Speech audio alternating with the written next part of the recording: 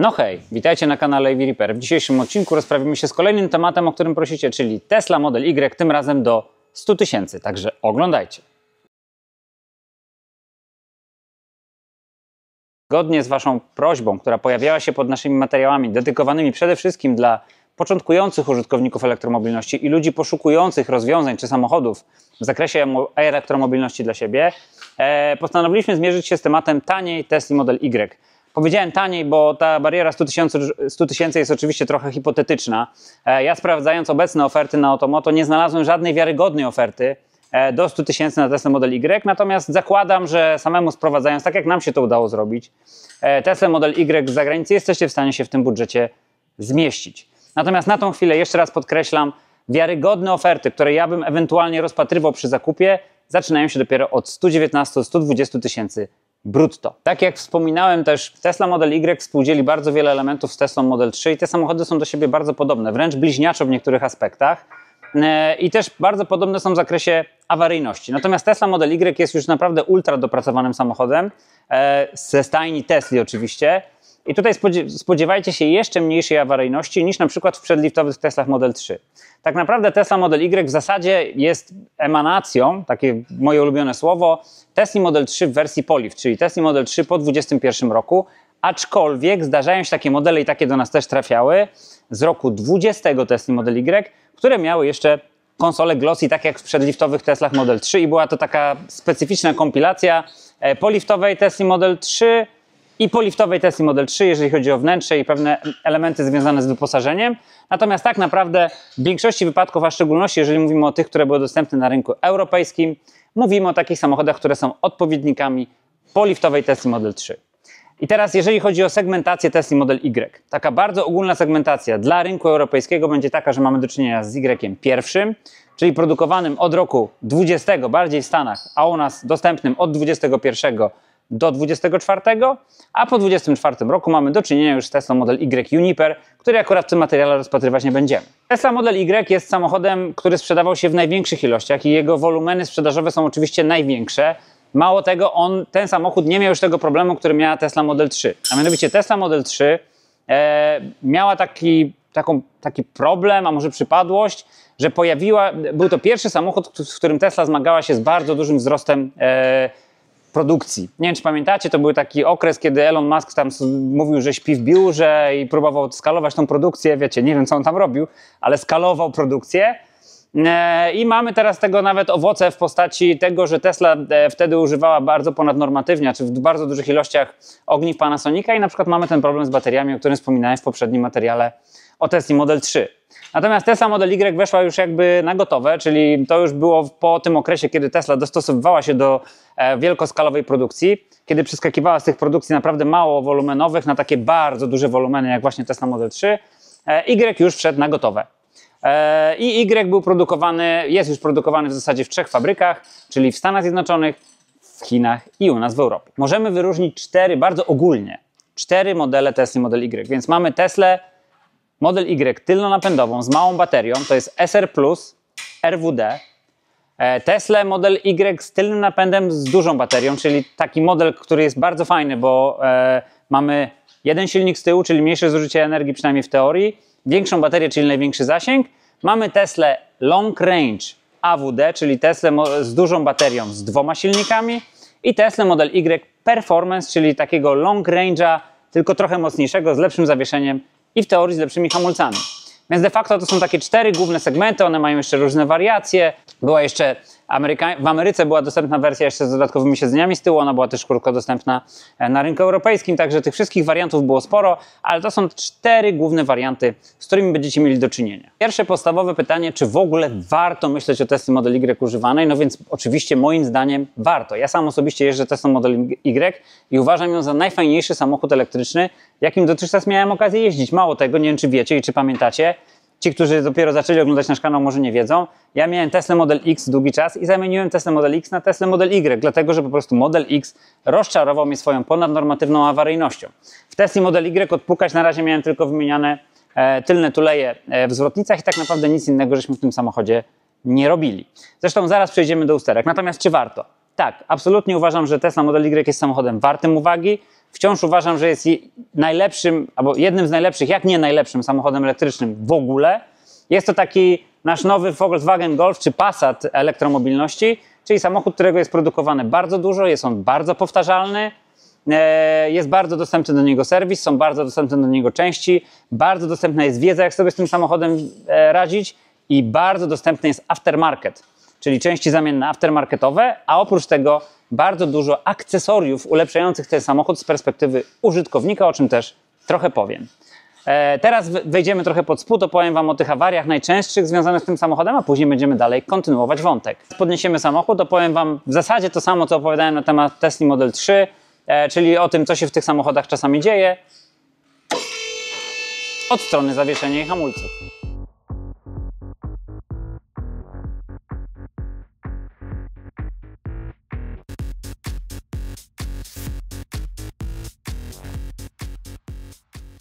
Dobrze, mamy samochód uniesiony. Ten uniesiony samochód będzie stanowił tylko tło do tego, co ja chcę powiedzieć, bo nie jestem w stanie Wam wszystkiego tak super dokładnie pokazać, bez zdejmowania kół, a jest to materiał bardzo improwizowany. Natomiast znowu, wracając do tego, co się dzieje w zawieszeniu.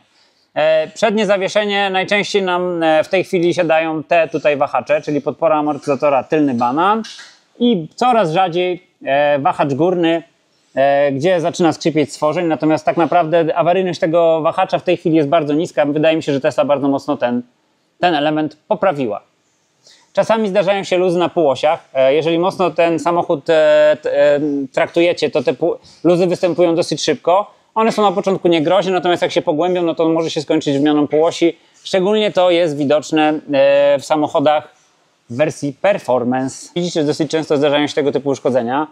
Jak się, że tak powiem, samochodem czasami, widzicie tutaj, widać ewidentnie, że uderzyłem w coś, jakiś kamyczek, czy w jakiś krawężnik i przy okazji udało mi się zniszczyć osłonę, którą będę musiał wymienić, zresztą już o tym mówiłem na jakimś materiale bodajże o Tesla Model Y. W tych samochodach ogólnie to jeszcze dodam i uzupełnię materiał na temat Tesla Model 3, wtedy kiedy jesteśmy pod Teslą Model Y, te baterie są trochę bardziej wrażliwe na uderzenia spod spodu.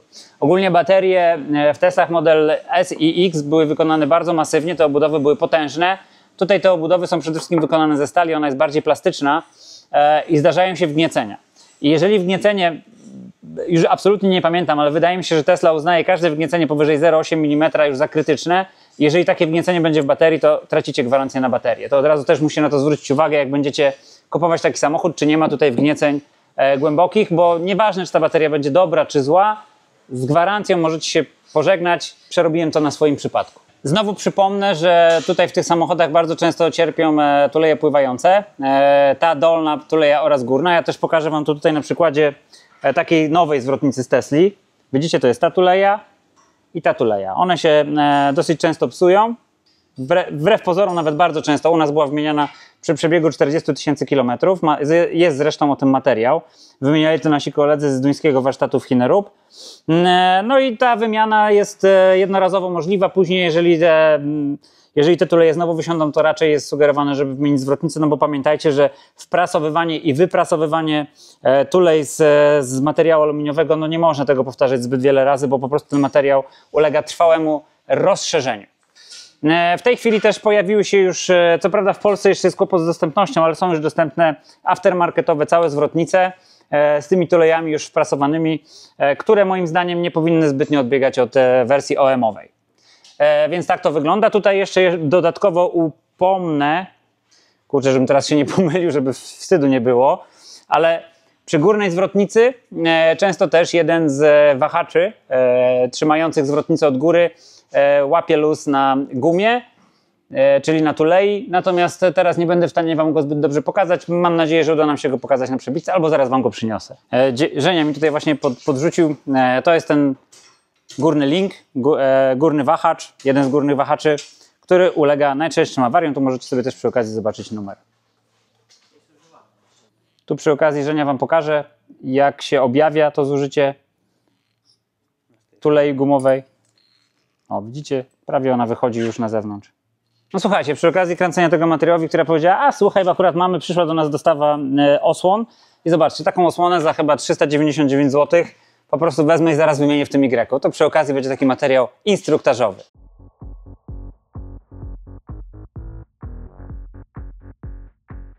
Słuchajcie, korzystając z okazji, że mamy zdjętą osłonę, no to przy okazji podpowiem Wam, dlaczego uważam, że Tesla jest jednym z najlepiej wykonanych, jak nie najlepiej wykonanym elektrykiem. I przy okazji dodatkowo uzasadnię to, dlaczego warto kupować w ogóle Tesla Model Y. Zobaczcie, jak to wszystko tutaj jest zorganizowane. Zobaczcie na sposób przeprowadzenia kabli wysokiego napięcia, układu chłodzenia i wszystkiego. To wszystko jest bardzo skompaktowane. Tesla stara się maksymalnie wdrożyć do produkcji urządzenia, które pasują idealnie do samochodu. Tak samo dotyczy to też zespołów napędowych. Dlaczego mówię zespołów? Dlatego, że silnik w Tesli, czyli Drive Unit, tak naprawdę składa się właśnie z silnika, z przekładni i z inwertera w jednej obudowie. Wygląda to zupełnie inaczej niż te wszystkie konwersje, które często widzimy na przykład u chińskich producentów, gdzie mamy sandwichową konstrukcję.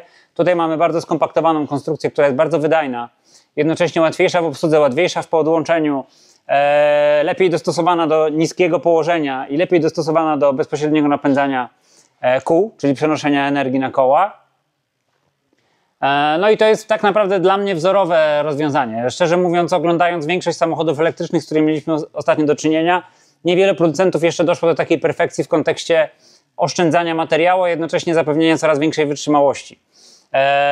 I tutaj no, Tesla jest nie do pobicia. Jeżeli zobaczymy sobie długość tego kabla wysokiego napięcia i porównamy do długości kabli wysokiego napięcia, które na przykład mamy w samochodach chińskich czy w samochodach europejskich, gdzie naprawdę zobaczycie zresztą całkiem niebawem parę testów przeprowadzaliśmy samochodów, gdzie udało nam się zaglądać pod maskę i zobaczycie, jak gigantyczna różnica jest tutaj i jak duża oszczędność po stronie Tesli. I to powoduje, że Tesla jest bardzo rentowną firmą, oferując nam wiarygodne i wytrzymałe rozwiązania, które są w stanie mieć bardzo długie przebiegi międzyserwisowe, co w elektryku nie zawsze jest sprawą oczywistą. No cóż, zakładam nową osłonę.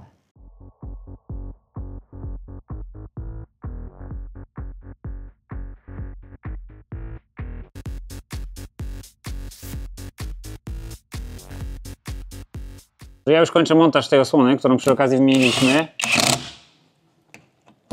I przejdziemy zaraz do dalszej części naszego materiału.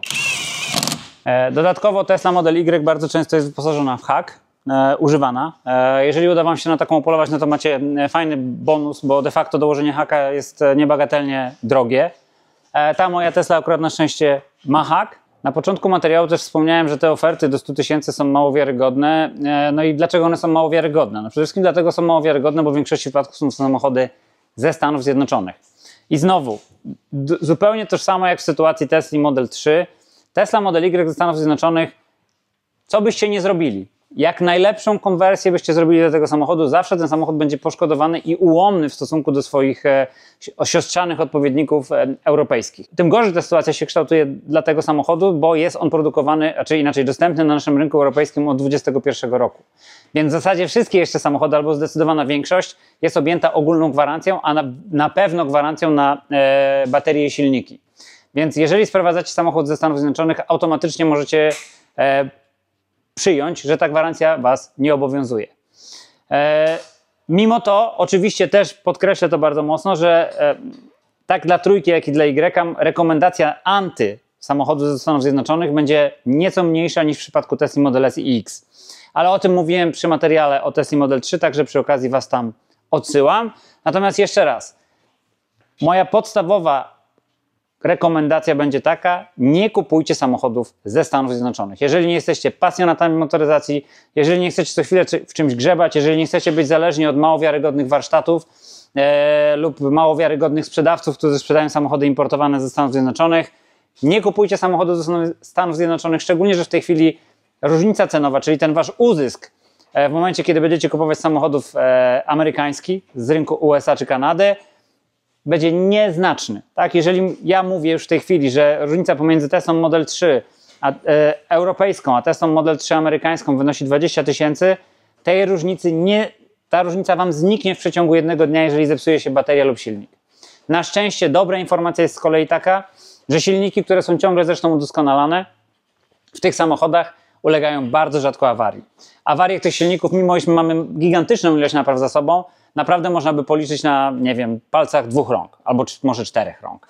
Ale to absolutnie maksimum i z reguły te przypadki, na przykład, które mieliśmy u siebie, były związane z niefrasobliwą naprawą przez kogoś innego. Czyli na przykład uszkodzona obudowa silnika, która była spawana, czy tam tigowana, przez kogoś innego i silnik był po prostu nieszczelny, czy na przykład jakaś bardzo niefrasobliwa naprawa inwertera, do czego przebitki też tutaj Wam Wiktoria wrzuci. Korzystając z okazji, że mamy samochód na podnośniku, przy okazji chciałem Wam przypomnieć, że temat związany z tarczami i z ich niezbyt fajnym zużyciem dotyczy tak samo Tesla Model Y Performance, jak Tesla Model 3 Performance. W Tesla Model Y Uniper, czyli w tej najnowszej wersji, nie mamy jeszcze dostępnego Performance'a, więc nie jesteśmy w stanie się co do tego wypowiedzieć.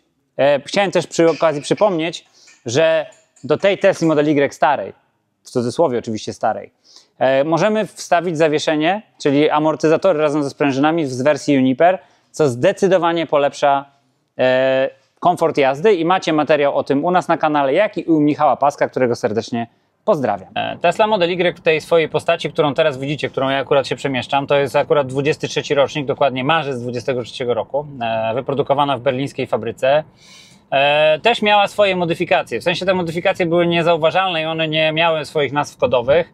Natomiast po 22 roku główny komputer, czyli MCU, wszedł w fazę MCU3, a później w fazę MCU4 i zmienił jakby swój główny procesor z Intela na AMD i teraz tak naprawdę mamy tutaj AMD Ryzen na pokładzie.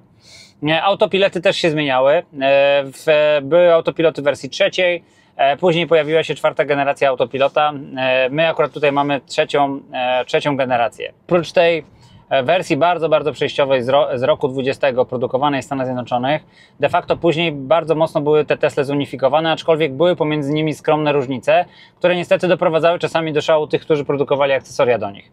I na przykład jak sobie sprawdzacie strony chińskich producentów, którzy produkują akcesoria, macie ewidentnie podane, że na przykład to pasuje do Tesla Model Y produkowanej w Szanghaju, to pasuje do Tesla Model Y produkowanej w Berlinie, a to pasuje do Tesla Model Y produkowanej w Stanach Zjednoczonych. Więc są pewne różnice, natomiast w takim globalnym ujęciu te samochody są do siebie bardzo podobne, ale na przykład mamy taką, nie wiem czy wiecie, taką specjalną lodówkę montowaną z tyłu, zresztą później Wam ją pokażę, która jest wsadzana do tej wnęki bocznej. Nie do tej głównej wnęki, tylko do wnęki bocznej i na przykład w Uniperze produkowanym w Berlinie, żeby tą lodówkę zamontować, trzeba wmontować jeden plastikowy element spod dywaników, żeby to wszystko ładnie działało, natomiast w Tesla Model Y z Szanghaju czy ze Stanów Zjednoczonych wszystko idealnie pasuje. Wracając jeszcze do takich ogólnego ujęcia w perspektywie rynku, tego co jest dostępne w tej chwili versus Tesla Model Y, to tak jak mówię, my ostatnio testowaliśmy bardzo dużo samochodów z tej średniej półki, takich, które są tymi crossoverami, czy powiedzmy małymi SUV-ami i powiem Wam zupełnie szczerze, jeżeli coś jest tańsze od Tesli, albo bardzo zbliżone cenowo, to jest gorsze, jeżeli coś jest porównywalne lub w niektórych aspektach lepsze od Tesli, jest po prostu droższe. I tutaj na przykład podam dwa przykłady. Testowaliśmy ostatnio Omodę E5, zresztą będzie o tym materiał. I Omoda E5 to jest odpowiednik dokładnie BYD Seal-U, czyli samochodu, który jest adaptacją w zasadzie samochodu hybrydowego. Jest samochodem nie do końca dorobionym, mówiąc krótko, i na pewno nieporównywalny do Tesla Model Y. Nie ten zasięg, nie te prędkości ładowania, zupełnie nie to samo co Tesla Model Y, który jest samochodem skończonym i bardzo dobrym w kontekście jakby zamknięcia swojego systemu. Z drugiej strony testowaliśmy też Xpenga, akurat w wersji chyba G9 Performance, jeżeli pamiętam. I Xpenga uważam za bardzo solidną konkurencję, jeżeli chodzi o wykonanie do Tesla Model Y. I ten samochód ma sporo przewag nad Teslą, natomiast z drugiej strony po prostu Xpeng jest droższy. Z drugiej strony, mimo tego, że Xpeng jest technologicznie zbliżony, a nawet niekiedy lepszy od Tesli w niektórych sprawach, wciąż ja wybrałbym Teslę ze względu chociażby na system superchargerów i ogólnie taką dostępność tego systemu w Teslach i moje przyzwyczajenie. Dodatkowo Tesla odpowiada mojej przynajmniej wrażliwości estetycznej. Ja lubię ascezę, nie lubię za dużej ilości przycisków, dlatego Tesla od samego początku przypadła mi do gustu. Nawet pierwsze modele S, którymi zresztą jeździłem, czy Tesla Model X, we wnętrzu zdecydowanie bardziej mi odpowiadała niż jakiekolwiek samochody europejskie, czy chińskie, czy japońskie. Ograniczona ilość manipulatorów, asceza, jednocześnie łatwa dostępność funkcji z ekranu. Jest to znacznie bardziej naturalne, może niekoniecznie dla mojego pokolenia, bo jestem już dosyć wiekowy, ale myślę, że dla ludzi młodszych już ode mnie, z następnych pokoleń, to już jest naprawdę bardzo naturalne i korzystanie z ekranu zamiast z 1000 różnych guzików, gałek, pokręteł jest dużo bardziej intuicyjne, a dodatkowo samochód jest bardzo mocno sprzężony z telefonem, który nosicie w kieszeni. jest bardzo łatwy dostęp przez aplikację. A kolejna rzecz, o której też już wspomniałem na początku tego materiału, mamy gigantyczną ilość akcesoriów dostępnych na rynku. Żeby wspomnieć, chociażby teraz używam jednego akcesorium, które wożę ze sobą od zawsze, od czasu naszej pierwszej podróży ze Stanów Zjednoczonych, czyli ładowarkę z takimi wyciąganymi kablami. To jest akurat typowo boomerskie akcesorium, po prostu ja jestem przyzwyczajony do kabli i lubię używać telefonu, kiedy się ładuje, co jest oczywiście niezdrowe dla niego, ale tak właśnie to działa i to jest bardzo, bardzo proste akcesorium, które po prostu korzysta ze zbudowanych portów USB. Mam tutaj na pokładzie też boczną lodówkę, którą później Wam pokażę i mamy akurat stolik taki, który został nam z testów, którego nie będziemy sprzedawać, bo mamy poważne obawy co do jego kompatybilności z systemem bezpieczeństwa SRS, natomiast po prostu włożę go tutaj tak, bo tak został. Więc też Wam pokażę, że takie akcesoria istnieją, natomiast akcesoriów w ogóle do Tesli, czy Model 3, czy Tesla Model Y, jak i do innych Tesli, ale w szczególności do tych, jest po prostu nieskończona ilość. Nieskończona ilość i naprawdę możecie sobie ten samochód udoskonalić, skonfigurować, polepszyć jego możliwości. Mało tego, przypominam też, że na przykład jesteśmy dystrybutorem firmy Enchance. Mamy wszystkie stalki, pokrętła, guziki, którymi możecie sobie sterować dodatkowymi funkcjami, więc jeżeli jesteście oldschoolem i koniecznie chcecie mieć guziki, to możecie sobie po prostu dokupić te guziki i sobie je poinstalować w różnych miejscach i sterować funkcjami tego samochodu. Firma Enchance na szczęście jest firmą, która cały czas śledzi zmiany w Tesli i nie dopuszcza do tego, żeby kolejne aktualizacje unieruchamiały działanie aplikacji czy akcesoriów Enchance, więc oprócz małych lagów tam 1-2 dniowych, to tak naprawdę urządzenia Enchance działają, można powiedzieć, płynnie. Czego niestety nie zawsze można powiedzieć, albo co nie zawsze można powiedzieć o niektórych chińskich producentach.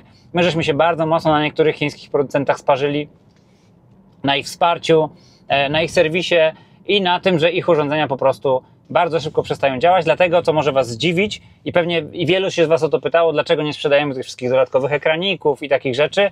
My tego nie sprzedajemy, bo to po prostu jest wszystko diabelnie mało wiarygodne i te ekraniki czasami wraz z aktualizacją po prostu przestają działać. Ze względu na to, że ten materiał może trafić do ludzi, którzy wcześniej nie oglądali naszych materiałów całkiem niedawno opublikowanych na naszym kanale, czyli tego materiału o Tesla Model S i o Tesla Model 3, muszę jeszcze raz nadmienić i przypomnieć o tym, gdzie tak naprawdę najlepiej jest kupować te samochody. Aczkolwiek ten egzemplarz kupiliśmy w Finlandii, ale on był bardzo świeży. Ja go kupiłem w 23 roku w maju, a ten egzemplarz jest z 23 roku z marca i jak go kupowałem, to miał 5000 przebiegów, więc tak naprawdę tutaj nie można mówić o zmęczeniu, natomiast normalnie oczywiście na tamtym rynku samochodu bym nie poszukiwał. Najlepsze rynki, jeszcze raz przypomnę, to są rynki, które mają zbliżone warunki pogodowe dla nas, czyli mówię o takim klimacie umiarkowanym, to będą Niemcy, w bardzo dużej mierze Holandia, trochę Belgia i te kraje, gdzie w rzeczywistości ludzie mają takie podejście do samochodu, chociażby Dania też, gdzie ludzie mają podejście, bardzo dbają o samochody, mają to po prostu w swoim DNA, a dodatkowo klimat jest sprzyjający, tych samochodów też strasznie nam nie niszczy.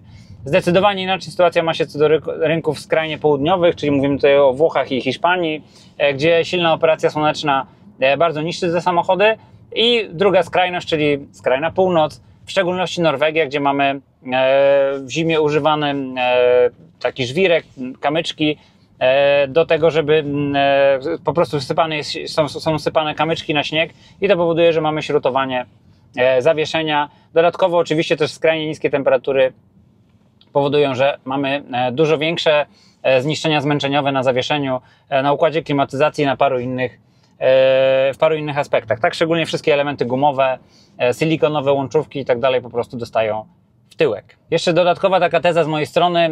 Tesla Model Y jest pozbawiona pewnej ilości wad, które miała Tesla Model 3 i znowu przypomnę, że Tesla w momencie, kiedy wprowadzała Tesla Model 3, zmagała się z największym wzrostem wolumenów produkcyjnych i tak naprawdę wchodziła dopiero, powiedzmy, wychodziła na szerokie wody masowej produkcji z Tesla Model S i X na Tesla Model 3, ale Y już jest od wielu rzeczy tych wolnych, czyli na przykład dużo rzadziej widzimy w Y już parujące lampy, aczkolwiek widziałem teraz zgłoszenia dotyczące Junipera, że ten temat się znowu pojawia, ciekawe. Dużo rzadziej zdarzają się problemy związane z pękającymi szybami, czyli wygląda na to, że Tesla tutaj ten aspekt też wyeliminowała. Samochód jest wygodniejszy od Tesla Model 3. Ogólnie możemy powiedzieć tak, że Tesla Model 3 jest zdecydowanie bardziej taczką niż Tesla Model Y. Nawet bez zamiany na zawieszenie z Junipera ten samochód po prostu wydaje się wygodniejszy. Ma lepsze, no bardziej komfortowe zawieszenie i łatwiej się do niego wsiada. Czyli ten samochód na pewno jest dużo lepszy dla ludzi trochę starszych, którzy nie lubią siedzieć nisko, lubią siedzieć wyżej. Tesla Model Y myślę będzie świetnym wyborem. Dodatkowo jest samochodem bardzo pojemnym. Ma dużo, może nie dużo, ale ma pojemniejszego franka z przodu niż Tesla Model 3. Z tyłu dysponuje też większą ilością miejsca, no i mamy przede wszystkim klapę w stylu hatchbackowym, czy tam powiedzmy w stylu SUV-a, czyli nie mamy takiej zwykłej klapy jak w sedanie, blaszanej, tylko mamy całą klapę razem z szybą podnoszoną do góry, więc mamy tą przestrzeń nieco większą ładunkowo dostępną. I nie jest ona tak trudno dostępna jak w Tesla Model 3, gdzie musimy tak naprawdę nurkować do środka głęboko, żeby coś wyciągnąć. Tutaj mamy wszystko bardzo szybko i łatwo dostępne. Dodatkowo tylne siedzenia są składane z guzika. W Juniperze, z tego co pamiętam, one są składane i rozkładane, natomiast tutaj w tym Y one są po prostu składane. Tak? Czyli używamy guzika i fotele nam się składają. Po złożeniu foteli mamy płaską powierzchnię, co pozwala nam też w tym samochodzie nocować. Jedynym minusem w stosunku do samochodów innych marek, które niestety inni producenci chętnie udostępniają, jest dostęp do energii z powrotem. Niestety tutaj mamy tylko 12V gniazdka. Oficjalnie przynajmniej możemy tylko korzystać z 12V gniazdek. Oczywiście to nie jest żaden problem. Ja też od razu tutaj muszę trochę uciąć mitologizację tego, że ta dostępność energii z baterii w Tesli jest trudna. Nie, ona w ogóle nie jest trudna. Natomiast korzystanie z tego źródła przede wszystkim prawdopodobnie skiluje Wam gwarancję, a dodatkowo, jeżeli to jest nieudostępnione przez producenta, to jest to w zasadzie nielegalne. Ale symulując podłączenie do ładowarki wysokiego napięcia, czyli do ładowarki DC, tak naprawdę uzyskujemy bezpośredni dostęp do tego prądu, który jest zgromadzony w baterii i używając odpowiednich urządzeń możemy ten prąd z powrotem przetworzyć. Nie rekomenduję tego, ale jest to absolutnie do zrobienia. Widziałem nawet takie, powiedzmy, urządzenia z szarej strefy, które to wykorzystują i wiem, że niektórzy nawet z tego już teraz korzystają. Życzę im powodzenia w ewentualnym uzyskiwaniu roszczeń gwarancyjnych.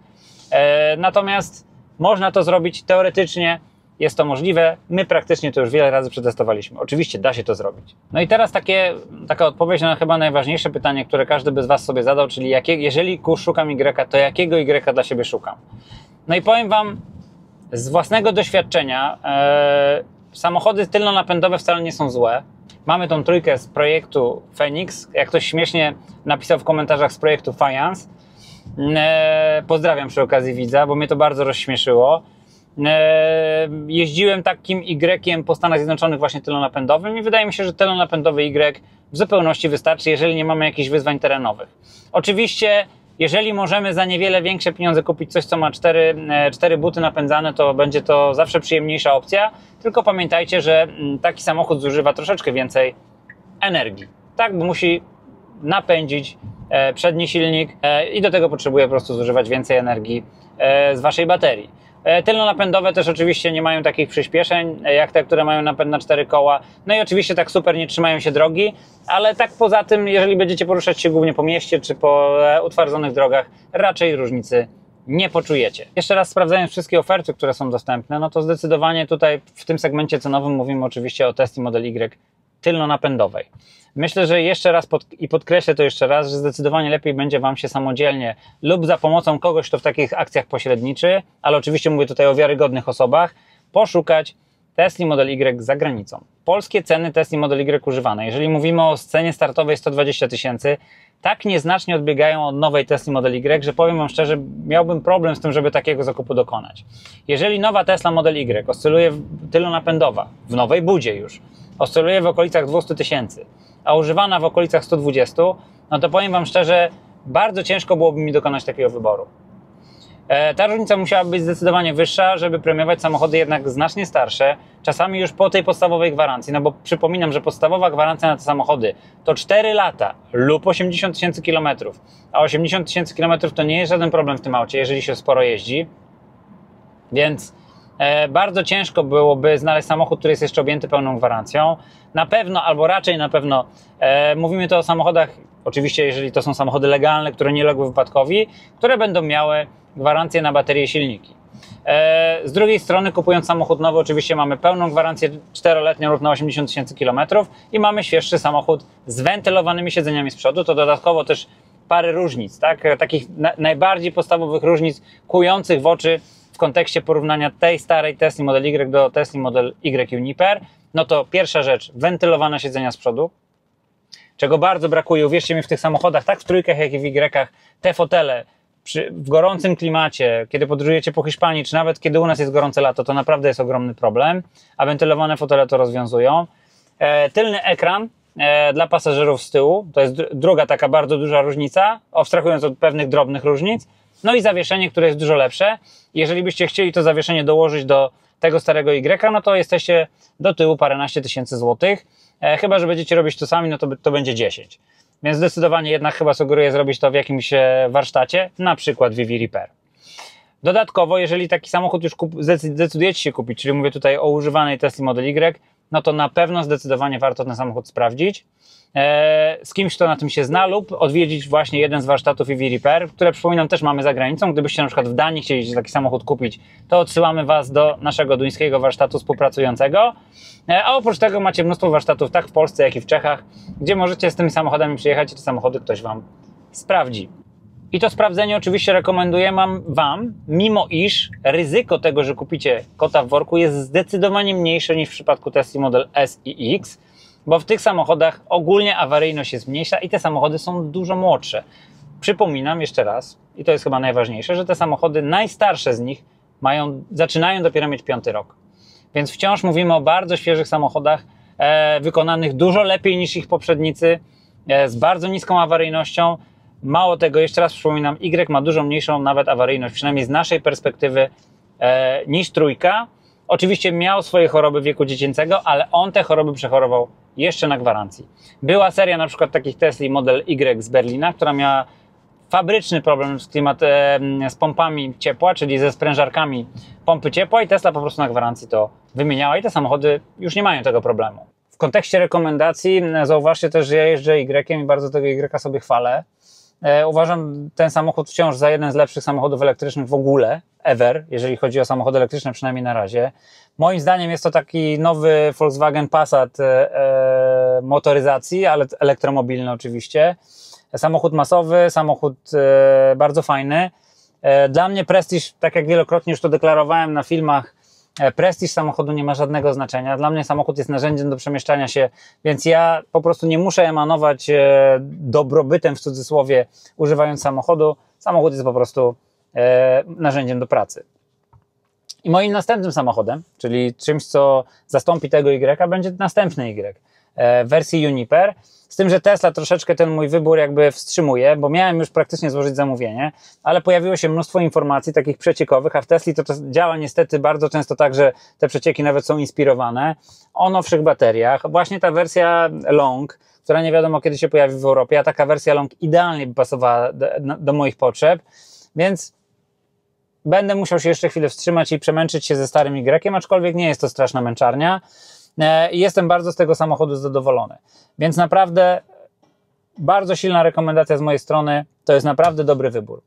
Zajrzyjmy zatem do środka. Od razu Was uprzedzam, że ja mam straszny syf w samochodzie, bo nie dosyć, że mam dzieciaki, to jeszcze często wożę różne rzeczy w tym samochodzie, bo to jest dla mnie wół roboczy, żeby nie było wątpliwości. No i teraz trochę na temat tego, co tu mamy. Przy okazji klafę musiałem skalibrować. Mamy tutaj tą dużą powierzchnię. Zobaczcie, tu znowu jakieś graty, ale ona jest naprawdę głęboka. Głębsza zdecydowanie niż w Tesla Model 3. I tutaj na przykład, nie wiem czy wiecie, mamy też możliwość zmontowania lodówki. Wiktoria Wam pokaże taką lodówkę, którą mamy w naszej ofercie. A ja akurat mam taką lodówkę, którą włączam kiedy potrzebuję. I to jest lodówka taka pojemności 15 litrów, w której można wozić różne napoje. Ja akurat wożę jogurty i tego typu historie, jak jeżdżę w długą trasę, bo tak się po prostu specyficznie odżywiam. Ja sobie używam takiego przycisku, odchylam go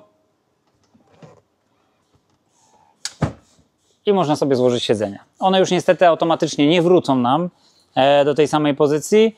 To już chyba, jeżeli dobrze pamiętam, z testu, który robiliśmy dopiero w Juniperze. No i przy okazji ten stolik, który chyba występował już, nie wiem, przynajmniej w 5 naszych materiałach. Nie zdemontowaliśmy go jeszcze, bo zapomniałem po prostu. To jest stolik, który tutaj ma, proszę, taki gazetownik. A tutaj mamy taki wysuwany stolik. Mało tego, tutaj znajduje się ładowarka indukcyjna, która działa. My tego stolika nie możemy rekomendować, bo ten stolik nie ma żadnych norm zapisanych. i nie wiemy, jak się zachowa w sytuacji awaryjnej, tak? Czyli jeżeli dojdzie do wypadku, a ten stolik będzie akurat rozłożony, co się wydarzy. Dlatego po prostu nie możemy takich rzeczy sprzedawać. My jesteśmy akurat normalną spółką z ograniczoną odpowiedzialnością. Mimo iż z ograniczoną, to jednak odpowiedzialność ponosimy, a poza tym po prostu nie miałbym sumienia czegoś takiego sprzedawać, co jest niesprawdzone. I takich akcesoriów, powtarzam i przypominam, na własną odpowiedzialność możecie kupić cały kontener w Chinach i możecie ten samochód absolutnie zmienić. Możecie dokupić Ambilighty, możecie dokupić kupę rzeczy, chociażby takie dywaniki jak tutaj, czyli dywaniki Ewa. To akurat nie z Chin, to jest producent, który ma swoją siedzibę w Polsce i my z tym producentem współpracujemy. Żeby też Wam zobrazować, zobaczcie, jak wygląda przedni frank. On jest zdecydowanie głębszy, ma większą pojemność niż Tesla Model 3 i przy okazji pokażę Wam, jak wygląda hak oryginalny od Tesli. Tak wygląda ten hak. Jak potrzebujemy, to po prostu demontujemy tą klapkę, którą pokazywałem, wsadzamy hak i możemy sobie holować przyczepkę.